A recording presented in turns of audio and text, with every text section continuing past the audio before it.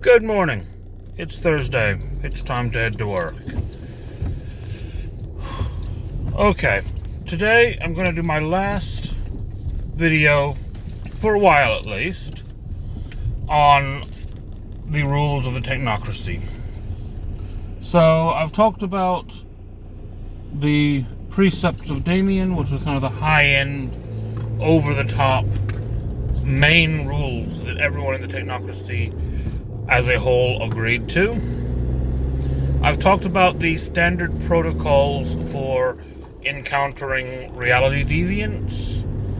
I've gone into the sub-protocols for encountering mages. Now, I'm going to cover the standard mission protocols. And then after that, I think I'm going to take a break from the Technocracy, and I'm going to talk about some Tradition Mage for a bit. So, if that's what you've been waiting for, it's coming up soon, promise. Now then, the 6 Technocratic Union mission protocols. So these are 6 standing orders given to local amalgams to determine how they should operate while on a mission. The first one: do not openly acknowledge the presence of the occult to anyone outside the Technocracy. Basically, we know magic's real, don't tell them it's real. Fairly self-explanatory. You know, the Men in Black don't tell people about aliens. If they do, they wipe their memory, da-da-da-da-da, but, yeah, that's fairly self-explanatory. Don't tell them about it. That bus is just cut out in front of me. It's just infuriating. Next, rule number 2. Do not employ blatant, enlightened science unless authorized. Now, what is blatant, enlightened science? Well, let's put it back into standard mage terminology: vulgar magic. Don't do vulgar magic unless you've been authorized. The Technocracy does acknowledge the capability of their amalgams to make use of blatant, enlightened science. We can do things that normal people don't understand. Call it hypertech, call it enlightened tech, call it super science. But although they never call it magic, it is. We know that. We as players know that. And the rules are: you don't use vulgar magic without authorization. Kind of a handy rule, because vulgar magic causes paradox, which kind of sucks anyway. So, it helps rein them in, and it helps to keep them in the bounds of reality. Remember, the Technocracy is all about keeping the consensus. Next, Protocol 3. Do not communicate with devious mages unless authorized to do so as part of a mission. So, if you encounter a deviant mage, if you encounter a member of the traditions or the disparate cults, you are not to speak with them, you're not to communicate with them, unless you've been specifically told to. Why would you be specifically told to? Yesterday I mentioned undercover missions. I mentioned infiltrating a coven. Obviously, if you're infiltrating a coven of mages, you're going to have to speak to them. But unless you have been ordered to do so, don't do it. Pretty self-explanatory. Now, we know out of character that there are a number of reasons for this. In character, they have different reasons for this. Out of character, obviously the Technocrats don't want they're people figuring out they're using magic. That would kind of suck. It would be awkward. In character, it's actually fairly similar, really. It's to avoid corrupting them, to avoid the temptation of deviant magics. If you think about it, the virtual adepts and the Sons of Ether used to be members of the Technocracy. Now, whatever their actual reasons for leaving, to the Technocrats, at least to the agents that ask about it, what happened was that they were seduced by deviant magic. They were convinced to use things that they should not be using, and they were kicked out of the Technocratic Union for being deviant. Now, obviously, not what really happened, but the Technocracy doesn't really care what really happened.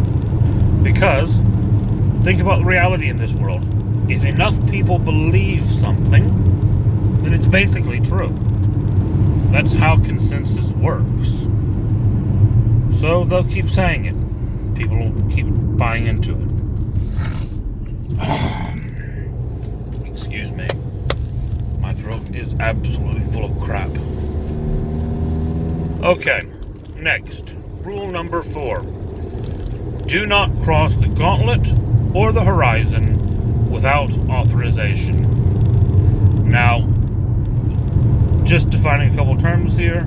The gauntlet is the door to the spirit realm. The horizon is the atmosphere. The horizon realms are defined by the Technocracy as beyond the horizon. They are in space.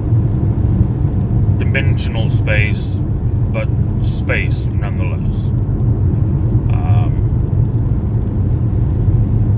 With that, it's worth getting into a bit of the kind of rooms bigger on the inside idea, because the Technocracy does use that quite a bit.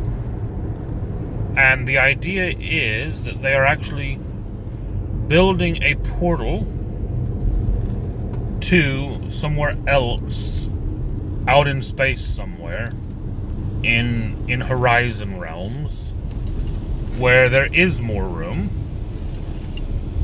They're basically just building a room out there and creating a portal to it. So whether it's actually in space or if it's actually in another dimension, that's the way they view it. They view the other dimensions as still somewhere in dimensional space, in three-dimensional space, that they can just make use of. Next, and this is a bit of an odd one to have as a rule, but the NWO has made sure that it is there.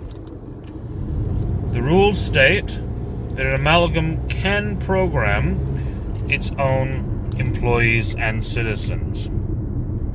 What does that mean? Well,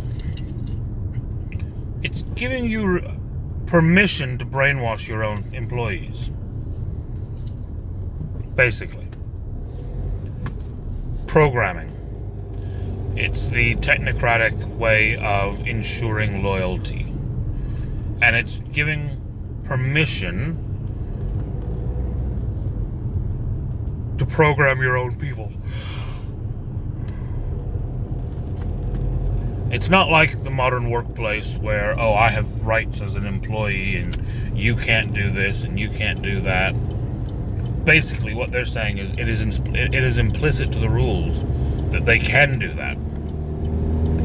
It's not a matter of, oh, well, no one says we can't do it, so it's a gray area. No, they implicitly say do it. You can. It's fine. We actually kind of encourage it if they're being idiots. Oh, God. Delays on the motorway. Let's see if I can get past the bottleneck. And the last rule, which is not really so much as a rule as a disclaimer, says that any protocol is subject to change with authorization of the local symposium. Now, a symposium is different from an amalgam in that an amalgam is usually an action unit. They are to do things. The symposium is just a meeting of minds. It is kind of like a board of directors for an area. They get together, they talk, they make decisions, but they never really actually do anything. They tell other people what to do. So if you can get the symposium to agree to a change in any of these rules, that's fine. And there you go. That is the standard Technocratic mission protocols. Like, subscribe, all that stuff, if you would. Again, I say it every day, but I really do mean it. I do appreciate it. I've got another new subscriber yesterday, so if that was you, big thanks. And I'll be back tomorrow. Like I said, I think I might start covering the traditions tomorrow. Just because I know that is actually the mage that most people play. Have a great day.